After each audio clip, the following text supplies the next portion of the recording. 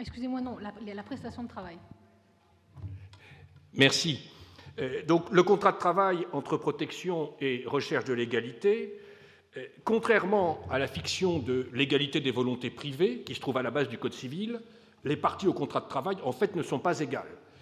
Et c'est ce qui justifie ce qu'on appelle au début du XXe siècle l'interventionnisme. L'État protège le salarié en édictant des règles d'ordre public dont le caractère impératif s'oppose à l'ordre privé qui naît du contrat, en plaçant les relations de travail sur un plan collectif, 1884, statut des syndicats, 1919, convention collective, 1946, droit de grève, en offrant, avec les conseils de prud'homme, des recours bon marché. Ce droit ne prétend pas vraiment à l'égalité individuelle, mais du moins à réaliser un certain équilibre entre les classes sociales. À compter des années 80, la montée du thème de l'exclusion alimente une rhétorique opposée à celle de la protection des salariés. Les salariés sont inclus dans la société, du moins la majorité d'entre eux, ceux qui ont un emploi stable, par le droit du travail. Mais leur protection est devenue si forte qu'elle dissuade les entreprises d'embaucher. La protection des salariés serait ainsi l'une des causes du chômage. Cette thèse est très intuitive, elle n'est pas démontrable, et au contraire, les comparaisons internationales empiriques semblent l'infirmer. Depuis quelques années, on assiste cependant à un relookage de l'argumentation. C'est ainsi qu'un rapport important, comme le rapport Cahut-Kramartz, pour justifier une déréglementation du droit du licenciement économique, c'était la proposition de contrat de travail unique, se fonde sur la nécessité de lutter contre la discrimination. L'ouverture internationale des marchés met la France et met l'Europe continentale de l'Ouest en concurrence avec des pays à bas salaire et à faible niveau de protection. Sur fond de chômage de masse, dans le contexte de rétraction qu'offre un avenir difficile, les argumentations à base d'exclusion et de discrimination contribuent à justifier la pression que subit le droit du travail. Si le droit protecteur a des effets néfastes, ne vaudrait-il pas mieux un marché dérégulé, dont le fonctionnement serait seulement corrigé par les droits de l'homme ou les droits de la personne? Le droit du travail considérait le salarié comme un travailleur, membre d'une classe. On parle, Georges Sell, de droit ouvrier en 1922, ou jusqu'aux années 50 de législation industrielle. La politique publique de protection, qui traduisait cette vision des choses, se justifiant moins, le travailleur cède la place à la personne. Le salarié, chaque fois qu'il le peut, se présente comme victime de harcèlement ou de discrimination. Son appartenance au salariat passe au second plan.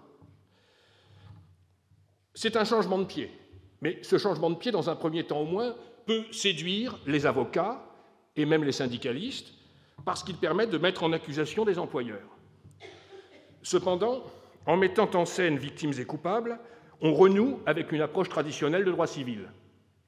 La victimisation se situe en effet sur un terrain qui pourrait très bien convenir au rapport entre égaux. Le mouvement qui passe du travailleur à la personne délaisse la problématique de la subordination, constitutive par nature d'inégalité, et elle affaiblit par conséquent le principe d'une protection du travailleur. L'évolution qui ramène le rapport de travail à un rapport entre victimes et coupables autorise à jouer de l'égalité contre la protection. Et ce sont les deux points, victimes et coupables, égalité contre protection, que je voudrais aborder.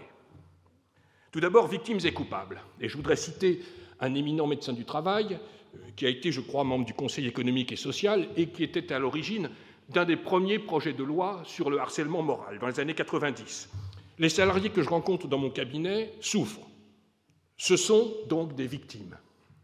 Puisqu'il y a des victimes, il y a des coupables. Et c'est une affirmation, évidemment, un peu effrayante pour un juriste, parce qu'il y a bien sûr beaucoup de souffrances qui n'ont pas de responsable. Et pourtant, elle se trouve à l'origine d'une importante évolution de notre législation. Il est évidemment assez malaisé pour le salarié de prendre la posture de la victime, sans devoir parfois aussi assumer celle du coupable. Le salarié victime, c'est évidemment la figure la plus familière. Il y a 20 ans, le terme de harcèlement ne figurait même pas à l'index des manuels de droit du travail. Le mot n'était pas utilisé, il n'existait pas dans l'univers de la discussion entre juristes.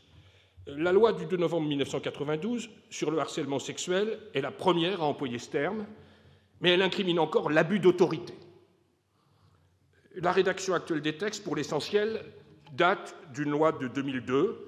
C'est cette loi qui introduit dans le Code du travail la notion de harcèlement moral. Et de façon très symbolique, le nouveau Code du travail, adopté en 2007, rassemble les dispositions relatives au harcèlement dans un titre du chapitre préliminaire du Code. Les textes relatifs au harcèlement sexuel sont relativement peu utilisés. En revanche, le harcèlement moral est devenu omniprésent dans l'argumentation des salariés. C'est vrai jusque devant la Cour de cassation. Si l'on fait tourner un moteur de recherche sur Légifrance, on trouvera une centaine d'arrêts depuis le début de l'année où le terme est employé, mais souvent dans des affaires où il figure dans le pourvoi et n'apparaît même pas dans la décision qui est rendue. Pourquoi ? Il y a un facteur d'explication objectif, très certainement, qui est l'intensification du travail dans un contexte de recul des régulations collectives et de la désyndicalisation.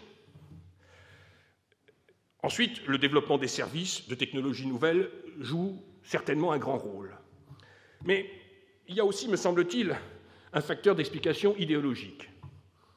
Le harcèlement moral est invoqué, c'est la différence avec les États-Unis où les salariés n'ont pas d'autre recours et sont obligés de se servir du harcèlement ou de la discrimination parce qu'il n'y a pas de droit du travail.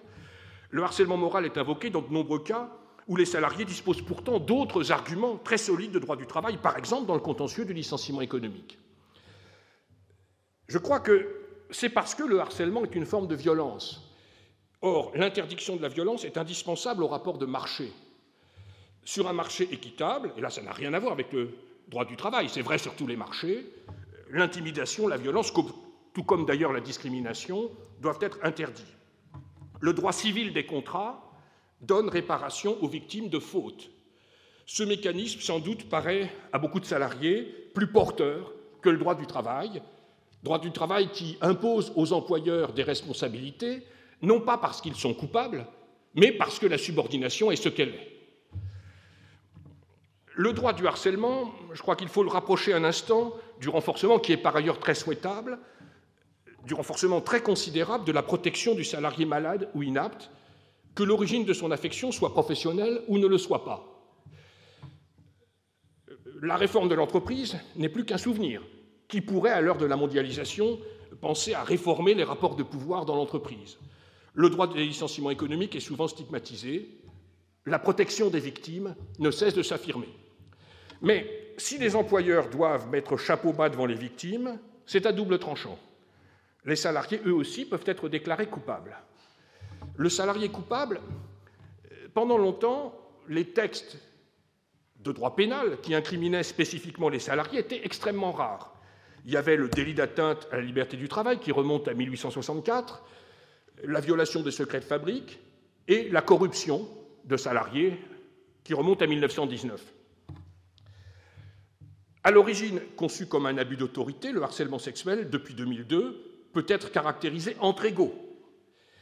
L'article L. 1153-1 du Code du travail parle des actions de harcèlement de toute personne. Et il peut donc aussi s'agir du comportement d'inférieur envers un supérieur. Si les paysans de Balzac étaient jugés pour harcèlement, certainement ils seraient condamnés parce qu'ils ont vraiment rendu la vie impossible aux seigneurs. Quant au harcèlement moral, il a dès l'origine été déconnecté de toute relation hiérarchique. Par conséquent, les sanctions pénales du harcèlement visent les salariés. Et il faut sans doute ici aussi faire un rapprochement avec la directive 89/391 relative à la santé et à la sécurité, directive communautaire bien sûr, santé, sécurité au travail, et faire référence à sa transposition. Les textes sur la santé et la sécurité au travail font émerger une notion d'obligation de sécurité du salarié. Or, c'est une disposition tout à fait nouvelle dans le Code du travail. Jusqu'à présent, jusqu'aux années 80, à la fin des années 80, on pensait que le pouvoir de direction et le pouvoir disciplinaire de l'employeur, et puis dans les cas extrêmes, les délits d'imprudence de droit commun, suffisait à assurer le respect par les salariés des règles de sécurité. N'importe qui peut être victime. Par conséquent, la victimisation engendre un droit de structure plus égalitaire. Or, si l'employeur et le salarié sont à égalité, la protection peut sembler moins nécessaire. Égalité contre protection, c'est le deuxième point que je veux maintenant aborder. Dans la conception traditionnelle, celle que la Chine est en train d'adopter, La conclusion du contrat de travail déclenche l'application d'un statut légal d'ordre public et de conventions collectives, impératives. Quand j'explique ça à des étudiants américains, je dis c'est comme quand on installe un logiciel sur un ordinateur, une fois qu'on a cliqué, on n'y peut plus rien, ça s'installe tout seul. Donc quand on conclut le contrat de travail, on est soumis à la loi et on est soumis aux conventions collectives. C'est impératif. Inversement, l'illusion renaissante de l'égalité entre employeurs et salariés pourrait autoriser la renonciation individuelle à la protection, l'opting out. Certaines règles protectrices sont en outre accusées de produire un effet discriminatoire. L'obsession de l'égalité entre salariés peut conduire à les remettre en question. L'illusion de l'égalité. Au plan communautaire, la France s'oppose à la Grande-Bretagne à propos de l'opting out, notamment de la possibilité donnée aux salariés de renoncer dans son contrat de travail au respect de la durée maximale du travail. Mais de façon certes très embryonnaire, l'opting out n'est pas absent du droit français. Au stade de l'embauche, avec la multiplication des formes d'emploi alternatives au contrat à durée indéterminée. En dernier lieu, le contrat pour la réalisation d'un objet défini de la loi du 25 juin 2008, voire le statut de l'auto-entreprise de la loi du 4 août 2008. En cours d'exécution du contrat, le salarié qui a conclu une convention de forfait en jours, c'est un contrat un peu barbare, mais de plus en plus fréquent, peut renoncer à une partie de ses jours de repos en contrepartie d'une majoration de salaire, loi du 20 août 2008. Le résultat, au fond, est ponctuel, mais n'est pas si éloigné de l'opting-out anglais en matière de durée du travail. Au moment de la rupture du contrat, la nouvelle possibilité de rupture conventionnelle de la loi du 25 juin 2008 pourrait, tout dépendra de l'interprétation que donnera la Cour de cassation, devenir un opting-out du droit du licenciement. De même, la dernière mouture du 19 mai 2009 de la proposition de loi Maillet visant à faciliter le travail du dimanche se fonde très largement sur le fait que le salarié est individuellement consenti. Or, c'est le contraire du droit du travail traditionnel. Lorsqu'on parle d'ordre public, ça veut dire que le consentement du salarié n'y peut rien. Il y a des règles que le groupe impose, on ne peut pas y renoncer. L'obsession de l'égalité est un autre facteur de remise en question. La problématique ici n'est pas purement française. Elle sous-tendait aussi bien le projet de contrat de travail unique, qui a été si discuté au moment de l'élection présidentielle de 2007, que le livre vert « Moderniser le marché du travail » qui a été rendu public par la Commission européenne fin 2006. En France, l'initiative vient plutôt d'économistes néoclassiques, Cahuc-Cramart, Blanchard-Tirole, Cantu, une série de rapports qui ont été rendus publics il y a à peu près 2 ans. Mais ces rapports rejoignent des travaux de l'OCDE, et en Italie, on trouvera des idées analogues sous la plume de mon collègue, le sénateur Pietro Ichino. On admet dans ces travaux qu'il n'y a pas de corrélation entre le chômage et la stabilité juridique de l'emploi. Il reste que le marché du travail est un marché dual. D'un côté, les contrats à durée indéterminée, de l'autre, les précaires. Or, ceux qui sont précaires ont du mal à cesser de l'être.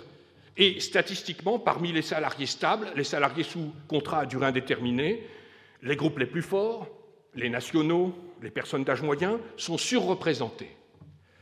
Comme l'écrit la Commission européenne en 2006, une législation de protection de l'emploi trop rigide tend à réduire le dynamisme du marché du travail en aggravant les perspectives d'emploi des femmes, des jeunes et des travailleurs âgés. Le dualisme qui résulte de la coexistence de contrats stables et de contrats précaires est discriminatoire. Une certaine déréglementation est donc souhaitable. C'est l'argumentation qui est présentée. Il est difficile de ne pas rapprocher cette argumentation de la présentation qui a été faite il y a à peu près 1 mois de la grève des travailleurs de l'énergie anglais. Cette grève a été présentée dans toute l'Europe comme une grève raciste, et ceux qui, comme moi, lisent Le Monde diplomatique, ont pu y consulter ce mois-ci un article du Guardian qui dit exactement le contraire, qui explique que l'enjeu de la grève n'a rien à voir avec la nationalité des travailleurs et tout à voir avec le dumping social qui résulte de la prestation de services internationale. Or, contrairement au droit français, le système anglais des conventions collectives est tout à fait incapable de réguler l'emploi à bas salaire de travailleurs portugais ou italiens. Il est évidemment légitime de chercher à éliminer la violence des rapports de travail et de lutter contre la discrimination. Et je suis le premier convaincu qu'il est nécessaire de relancer à la fois la recherche et les efforts dans le domaine de la santé et de la sécurité au travail. Cependant, le point de vue qui était celui des républicains modérés, ou progressistes ou solidaristes du début du XXe siècle. Je pense à des auteurs comme Paul Pic, Georges Sell, qui a été secrétaire général de l'OIT et l'un de ses fondateurs, rédacteur du traité de Versailles, Henri Capitan, Paul Cuche. Leur point de vue n'est pas devenu inexact. Le rééquilibrage des relations de travail ne peut se fonder principalement sur des mécanismes individuels qui relèvent du droit des personnes. Le fait que le salariat ne soit plus chargé d'espoirs millénaristes n'y change rien. Le contrat de travail appelle des régulations collectives, et en ce sens, il me semble que le droit du travail devrait demeurer un droit de classe. Je vous remercie.